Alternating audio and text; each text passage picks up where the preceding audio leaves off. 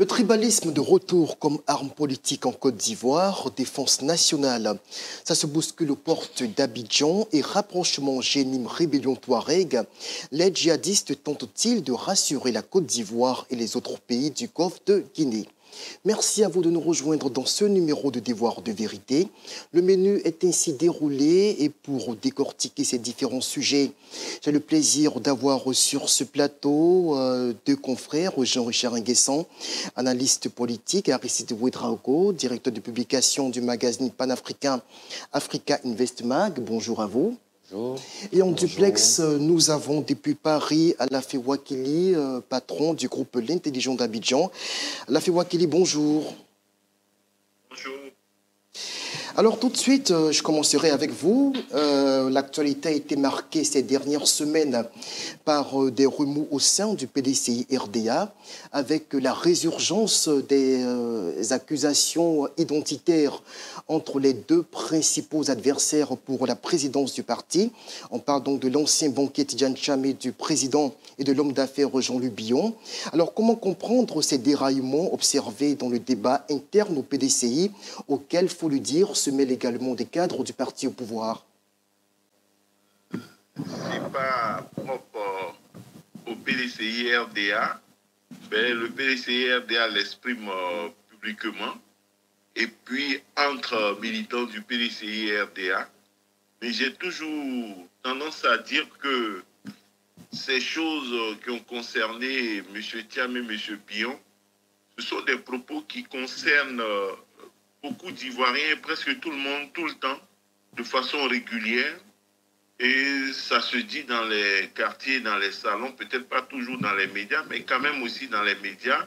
Et c'est dans notre quotidien. Hein. Donc, quand ça touche des personnes éminentes, ça pose problème. Mais le débat sur la liste électorale est un débat d'identité, d'origine et de nom.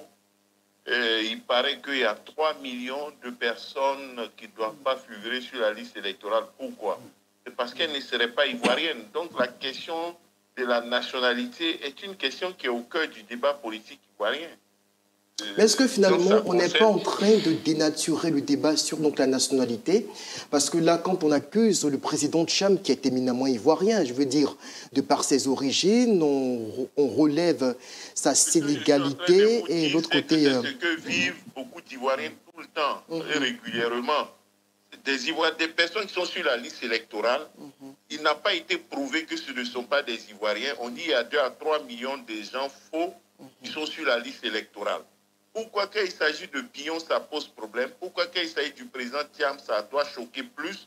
Alors qu'au vu et au su de tout le monde, l'on dit qu'il y a 3 millions de personnes qui sont sur la liste électorale qui ne sont pas des Ivoiriens. Comment il a été prouvé qu'ils ne sont pas des Ivoiriens? Sur quelle base ça a été prouvé qu'ils ne sont pas des Ivoiriens? C'est grave qu'on dise qu'il y a 3 millions d'étrangers sur notre liste électorale. C'est un problème qui me paraît important que la question personnelle de M. Billon et la question personnelle du président Thiam, qui lui, ça choque parce qu'il est éminemment ivoirien, comme vous le dites. Tout le monde sait bien qu'il est ivoirien, il est petit-fils d'Oufou-Boigny, il est ivoirien. Donc, si lui, on peut aborder sa nationalité avec légèreté, mais imaginez combien de personnes peuvent souffrir des questions de nationalité encore dans ce pays-là. Si lui, qui est éminent, si lui, qui est un fils honorable de ce pays, est l'objet de tels débats, ainsi que M. Billon. Imaginez le drame de nos jours encore de personnes dont on remet en cause le droit de figurer sur la liste électorale. Absolument. Alors, Jean-Richard Nguessan, vous assistez comme tout le monde à cette tendance donc, à indexer les origines, même pas la nationalité, mais les origines de ces différentes personnalités. Est-ce que ce n'est pas le retour des vieux démons? Effectivement, c'est le retour des vieux démons et la Côte d'Ivoire semble n'avoir pas tiré les leçons du passé. Accuser aujourd'hui le président Billon, le président Tcham d'être des étrangers, c'est plus ou moins choquant parce que c'est des personnalités remarquables qui ont occupé de grandes fonctions. Pour parler de Billon, c'est plus ou moins ce que sa famille a apporté en Côte d'Ivoire avec son père Pierre Billon, lui-même PDG d'un grand groupe, il a été ministre de la République, il a été patron des entreprises en Côte d'Ivoire de 2002 à 2012. Oui. Et c'est quelqu'un qui a occupé de hautes responsabilités, que ce soit dans sa région, en Côte d'Ivoire, à l'international. C'est une personnalité immensement riche, qui apporte énormément à la Côte d'Ivoire. Et lorsqu'une personnalité de son parti politique se permet de l'indexer, c'est plus ou moins choquant quand on sait qu'il y a de cela quelques jours, le 6 février dernier, à Takourabli, il y a le ministre Seredo qui parlait aussi du président Tcham. On semble n'avoir pas tiré les leçons de tout ce que la Côte d'Ivoire a vécu par le passé. Aujourd'hui, je me dis que si les politiques, M. Alafé le disait à l'instant, c'est un débat, le débat sur la nationalité, c'est un débat, on l'observe un peu partout, que ce soit dans les gares routières, dans les kiosques à café, dans les salons feutrés, on en parle, mais l'exposer de façon publique avec des personnalités publiques, des ministres de la République, c'est ce qui est plus ou moins choquant. Je pense que ces ministres-là devaient pouvoir doser leurs propos et permettre aux populations lambda de plus ou moins ne pas rentrer dans ces considérations. On devait pouvoir élever le débat à quelques mois de la présidentielle. Alors là, on le constate, il y a comme une sorte d'absence de consensus identitaire dans le débat politique national. Effectivement.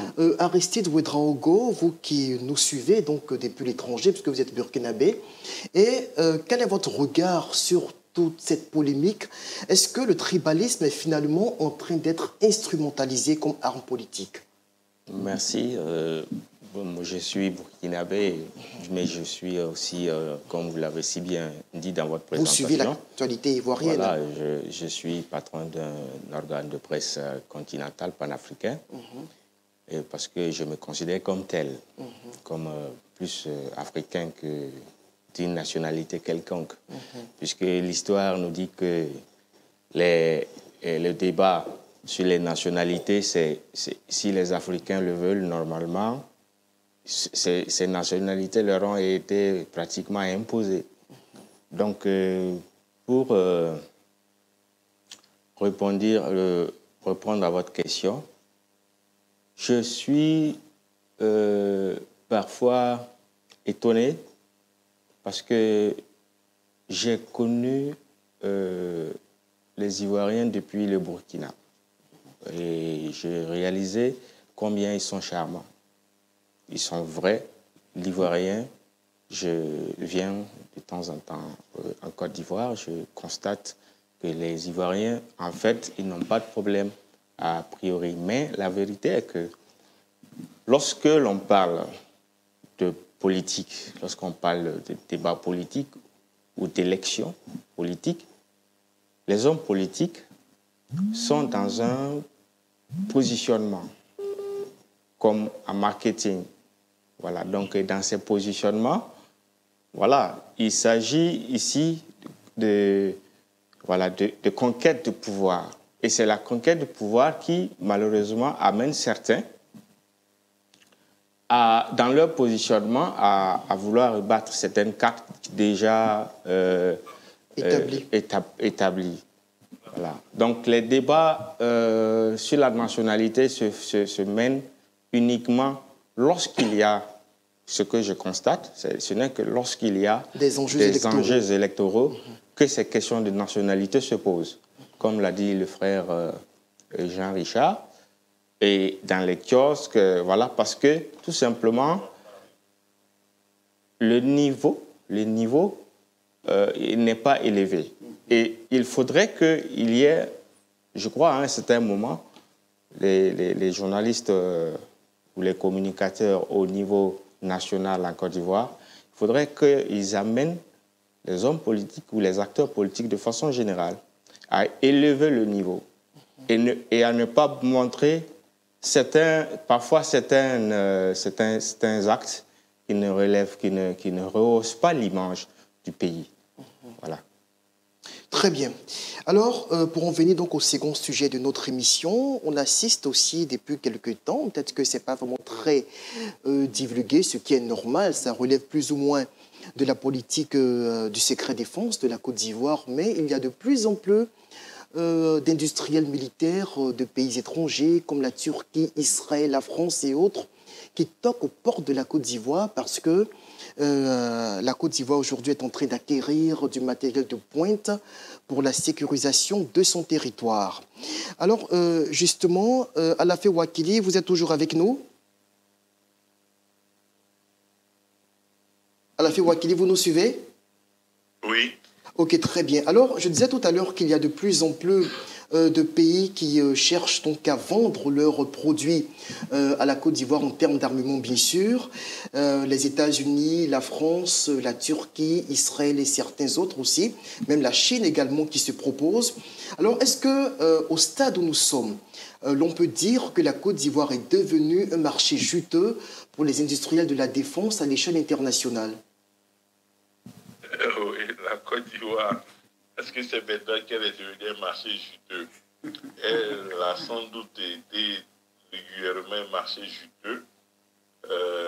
Donc elle le demeure, elle est certainement de plus en plus parce qu'elle a choisi de mettre l'accent sur les technologies les plus modernes et les plus efficaces en matière de surveillance du territoire, en matière de sécurité et de défense.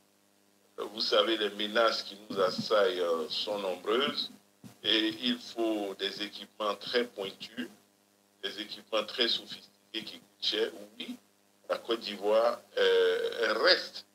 devient de plus en plus un marché juteux et donc les offres sont amplifiées et ces offres viennent de partout et tous les pays de ces armes-là veulent avoir la Côte d'Ivoire parce que c'est un bon client. Je pense aussi que il ne suffit pas d'être un marché juteux, il faut être aussi un bon payeur. Et c'est tellement que Abidjan est aussi un bon payeur. Ah oui, certainement.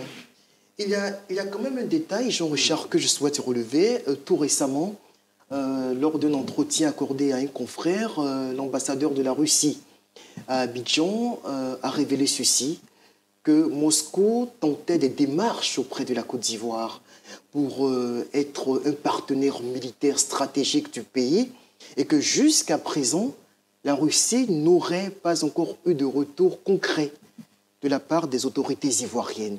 Alors, est-ce que le grand perdant dans toute cette affaire, parce que la France est très bien positionnée, la Chine également, qui a quand même sa place dans ce marché-là. On a également la Turquie qui vend des matériels de guerre performants, donc des drones Bayraktar TB3, donc plus performants que ceux qui sont vendus dans la sous-région.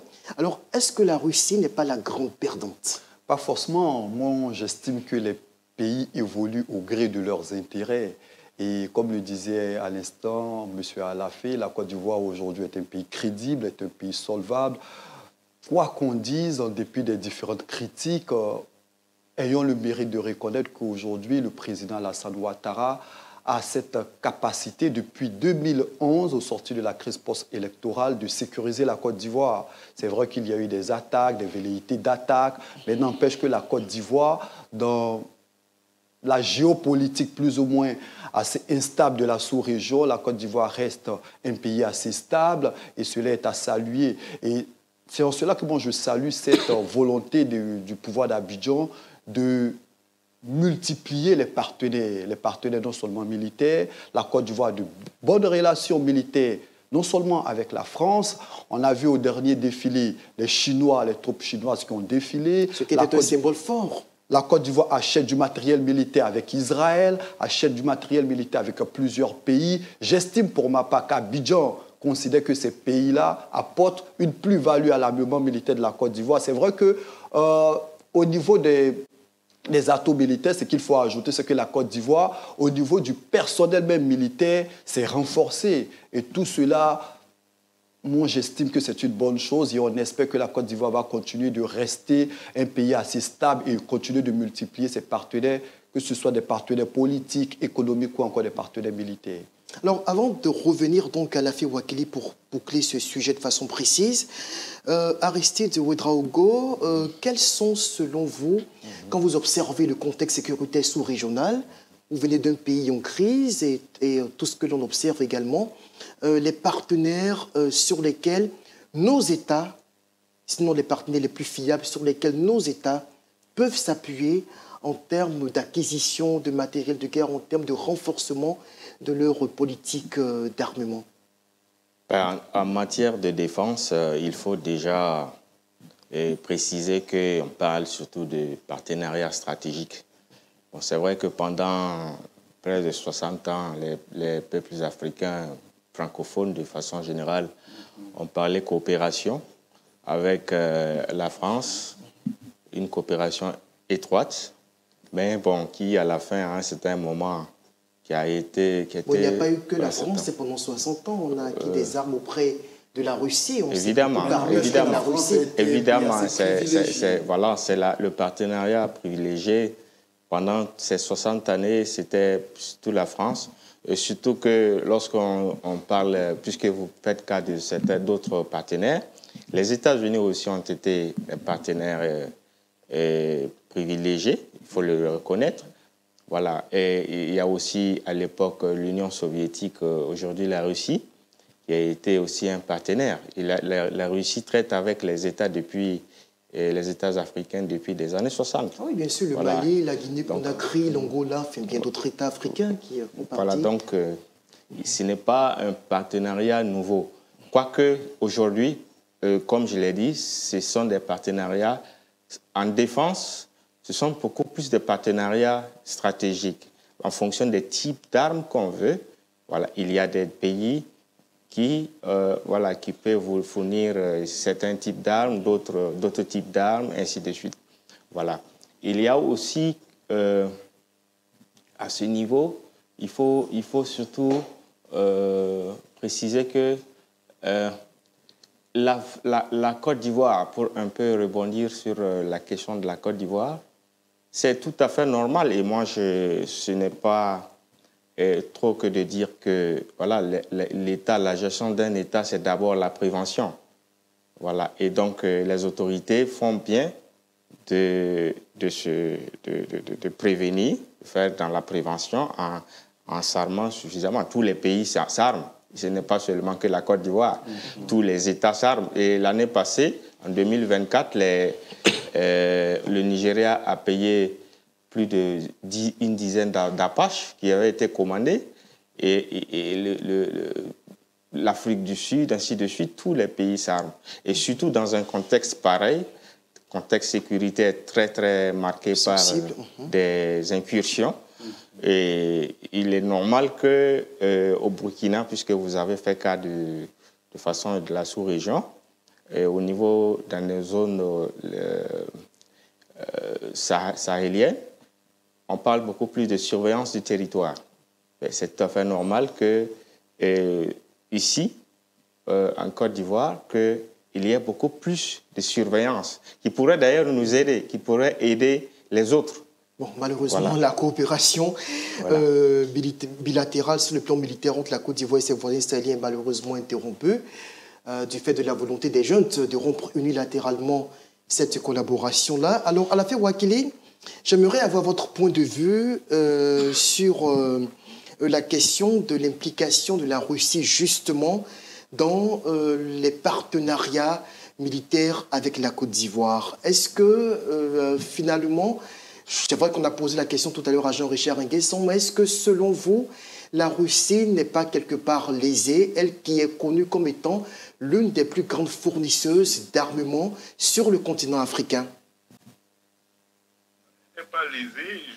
Je pense que si elle a une technologie qui est à coût égal, plus efficace qu'une technologie d'autres pays, je pense qu'elle pourra vendre ses armes. Donc, elle ne part pas avec des handicaps. L'essentiel, c'est l'efficacité. Voilà, elle en avait vendu à l'époque à la Côte d'Ivoire. Je pense qu'elle a continué à vendre à la Côte d'Ivoire. Il y a certaines choses spécifiques qui peuvent être adaptées à nos pays. Donc, je ne pense pas, hein, si elle est toujours en coopération, si elle comprend que les pays n'ont pas d'amis, ils ont des intérêts et qu'elle veut privilégier ses intérêts et non des options idéologiques hégémoniques. Comme la Côte d'Ivoire n'insiste pas tout le temps sur l'idéologie ou un certain nombre de choses. Elle est en relation avec tout le monde, donc il est possible qu'elle ait sa part de marché. Hein. Est-ce que la crise en Ukraine, les 3 années de conflit en Ukraine n'ont pas fini par décrédibiliser la notoriété qui précédait justement l'armement de la Russie ou l'industrie militaire russe? Mais même vous savez que le conflit en Ukraine, finalement, la guerre, c'est ce que ça signifie. Hein. Aujourd'hui, il y a l'arme nucléaire qui est une arme de dissuasion qui n'est pas souvent utilisée. C'est l'arme fatale. Et c'est une arme dont la Russie ne peut faire usage. Elle a menacé de le faire, elle ne l'a pas fait dans la crise. Et en dehors de cela, les armes conventionnelles, elles ne sont pas extraordinaires. Elles permettent à chacun, lorsqu'on a les mêmes types d'armes conventionnelles, bon, il n'y a pas de problème. Les gens peuvent se défendre. Donc, l'avantage, peut-être chez nous en Afrique, c'est que les armes ne sont pas équilibrées. Donc, quand un État arrive à avoir certaines armes, d'autres États n'en ont pas, donc ça lui confère une supériorité. Mais le mythe russe n'est pas brisé parce que ces armes-là, on connaît leur efficacité, elles sont connues. Et en face de ces armes, il y a des armes équivalentes. C'est comme un poison, il y a l'antidote. Donc ces armes-là ont des armes équivalentes pour être neutralisées. Donc, ce qui n'est pas neutralisable, qui détruit, c'est l'arme nucléaire, c'est la bombe atomique. Donc ça permet d'équilibrer les choses. Et puis bon, certaines armes de destruction massive, des armes chimiques ou autres, qui ne sont pas conventionnelles. Donc quand on dit conventionnel, ça montre que bon, on ne peut rien faire d'extraordinaire avec ce qui est conventionnel. Et après, quand on a eu une supériorité dans les airs, quand on a attaqué, il faut les troupes au sol. Les troupes au sol bougent avec les chars lourds, légers, les tanks ou autres. C'est des armes classiques. C'est des armes classiques que tout le monde peut avoir. Et après, on arrive au corps à corps. Donc, quand on est dans le corps à corps, bon, c'est à égalité avec les explosifs, etc. Donc, ce n'est pas extraordinaire à la fin. Et je ne pense pas que bon, un mythe se soit brisé. C'est plutôt le retour à la réalité, le constat de la réalité et de la faiblesse aussi qui arrive à tout le monde. Hein. Au-delà de l'Ukraine, il y a eu aussi la Russie. On a vu que Bachar est tombé, c'est un soutien des Russes. On a vu aussi que les Américains en Afghanistan, à l'époque au Vietnam, tout comme les Français, ont fini bien par rentrer, malgré les armes, malgré l'arme atomique, dont l'usage ne peut pas être fait comme ça, de façon irresponsable. Donc, lorsque l'usage est aux armes conventionnelles, les grandes puissances finissent toujours par avoir des difficultés parce que c'est pratiquement à armes égales. Voilà. Très bien. Moi, je voudrais répondre assez rapidement. Très rapidement. Si vous le permettez, sur la situation de la Russie. C'est vrai que la Russie a le vent en poupe dans les pays de l'AES, notamment au Mali, au Niger, au Burkina, un peu en Centrafrique. Mais c'est un pays qui a perdu de sa superbe avec la situation en Ukraine. C'est un pays qu'on adulait, qu'on mettait sur un piédestal. Mais depuis 3 ans, elle s'est enlisée dans une crise en Ukraine. Et je pense que cela a décrédibilisé la Russie et Poutine. C'est vrai plus ou moins que c'est un pays qui est une puissance en nucléaire, mais pour ma part, aujourd'hui, les Russes gagneraient à redorer ce blason-là. Il y a de cela quelques années, la Russie était présentée en Afrique comme un État sauveur, comme un État qui pouvait apporter beaucoup de choses. Mais avec la chute aujourd'hui de Bachar, du côté de la Syrie, ce qui se passe en Ukraine, la Russie qui, avec Wagner et ses démembrements, a du mal véritablement à apporter un accompagnement assez fort, assez efficace au pays de l'AES. Ouais, quand on voit les résultats qui sont très médiocres, la Russie, c'est... Chez ses partenaires africains, on a vraiment du mal à accorder du crédit. Peut-être qu'Aristide ne partage pas mon point de vue, mais... Non, mais c'est clair que... c'est vrai qu'on s'apprête donc à passer à notre dernier sujet, mais c'est clair qu'après au moins 3 à 4 ans l'implication directe de la Russie aux côtés des juntes sahéliennes, le résultat, il n'est pas du tout fameux. C'est à la limite catastrophique quand on voit les chiffres en termes de statistiques. Pourtant avec le partenariat... On pourrait soulever les chiffres, hein, parce qu'en 7 ans, de 2005 à 2022, je prends rien que pour le cas du Burkina Faso, on a enregistré à peine environ 6 000 et quelques morts par là dans le terrorisme. De 2023, donc du départ de l'armée française à 2024, à fin 2024, on est à plus de 12 000 morts. Les chiffres parlent d'eux-mêmes. On n'en est pas vraiment là, malheureusement. Il y a le dernier sujet. Bon. On aura le candidat de dire et bondir la prochaine fois. Mais là, on en vient justement à une question qui va vous faire réagir sur la crise au Sahel. Parce que là, tout récemment, il y a le confrère de France 24, Wassim Nasr, qui évoquait un rapprochement entre le Génim et la rébellion Touareg du MNLA. Et il semble avoir comme une volonté du Génim de redorer son image, de présenter un visage beaucoup plus modéré à l'instar de ce que l'on observe en Syrie. Sur ce point-là, Lafay Ouakili, vous êtes là?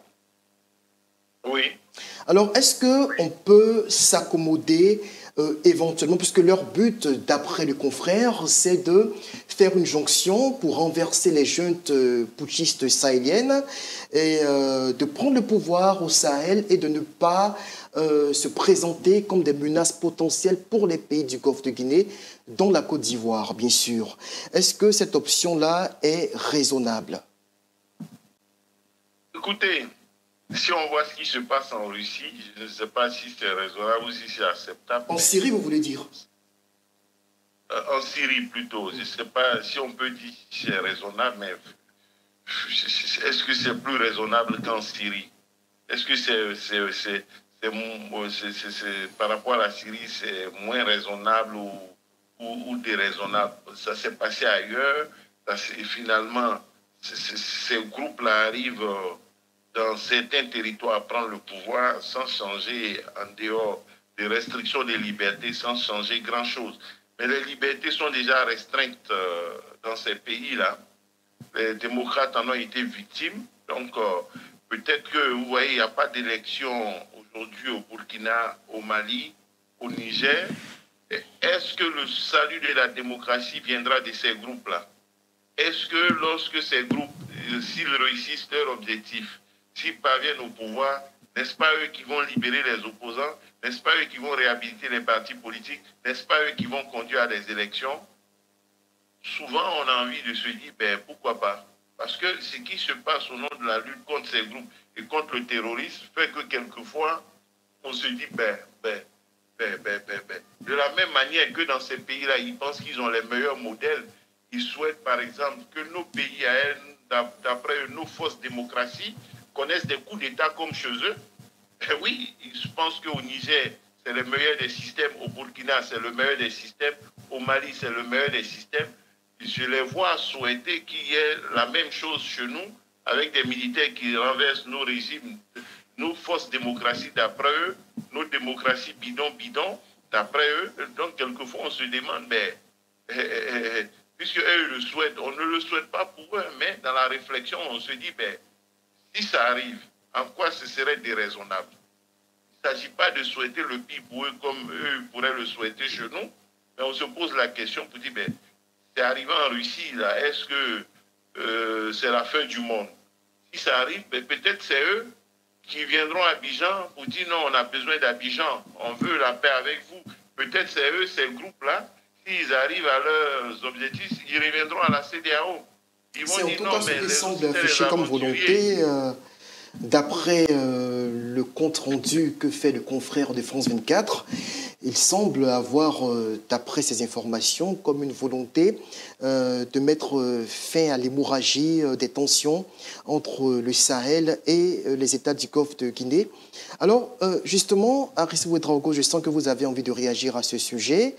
Votre réaction donc, sur cette question, est-ce que cela est envisageable? Je sais que c'est quand même sensible, cette question, d'avoir un régime à la syrienne, un pouvoir de type fondamentaliste, islamiste, à la tête d'un pays comme le Burkina Faso ou encore le Mali ou le Niger, pour nous, États du Golfe de Guinée, qui sommes en froid avec ces États-là, enfin, ou avec ces jeunes militaires, puisqu'on le relevait tout à l'heure, c'est de façon unilatérale qu'elles ont rompu la collaboration avec la Côte d'Ivoire sur le plan sécuritaire.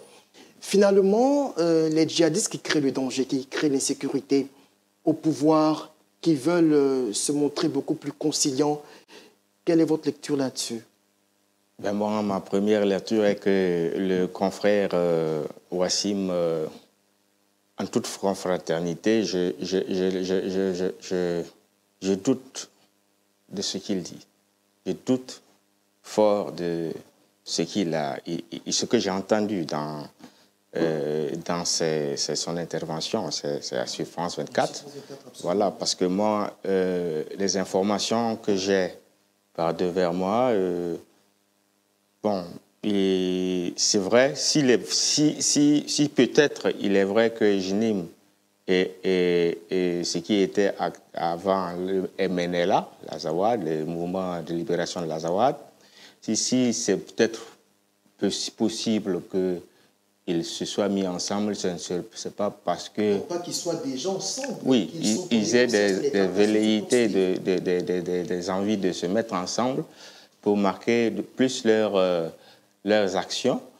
Mais en réalité, dans son intervention, il dit qu'il y aurait, il est même affirmatif, il n'est pas au conditionnel, il y a des camps à Sikasso, ce que personnellement, je n'ai pas comme information, pourtant quand même dans la zone, bon, j'ai aussi des sources, mais il n'en est rien. Ce qui veut dire que moi, j'affirme, je suis très affirmatif. Les djihadistes sont bien ancrés à Bandiagara, par exemple, dans le centre du Mali. Non, ce qu'il dit, en fait, les médias, c'est de ça qu'il s'agit, en fait. Lorsque nous parlons de terrorisme, voilà, en fait, c'est beaucoup plus une guerre de communication, voilà, où il y a beaucoup plus de positionnement. Je reviens encore au terme les termes de position, parce que en réalité, ces territoires sont anciennement des chasses gardées de puissance. Et ce qu'il dit, il relève en fait que les États, aussi bien l'État central, à travers ce que le confrère dit, il y a le JNIM et Azawad qui se retrouvent être en concurrence avec l'État dans un État. Je veux dire, le pouvoir central dans l'État, sur l'État malien.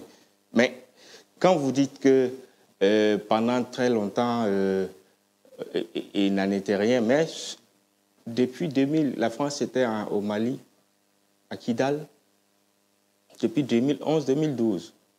Mais depuis 2012, depuis 3 ans ou 4 ans que le président malien est là, Kidal a été pris.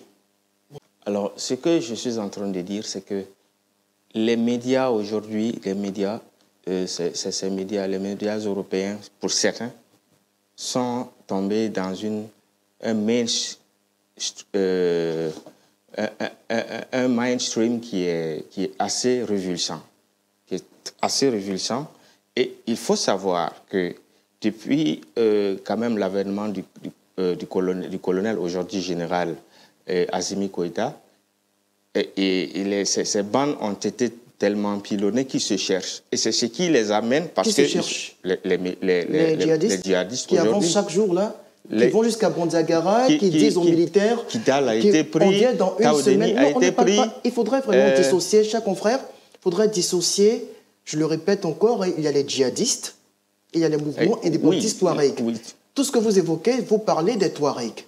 Parlons des djihadistes, ils avancent à tel point, avec une telle aisance, qu'ils se permettent de dire, Joliba TV l'a montré récemment, ils se permettent de dire aux populations et aux autorités de Bandiagara, on arrive tel jour, on ne veut pas vous voir là-bas, 2 semaines à l'avance, à leur date indiquée, ils arrivent, les militaires fuient, ils prennent les localités, ils prennent les régions, mais ça me surprend. Au Burkina Faso, c'est pareil. Les djihadistes avancent, on ne parle pas des Touaregs, il faudrait vraiment faire le distinguo. Non, parce que sur le plan sécuritaire, là, c'est vraiment médiocre. C'est la même.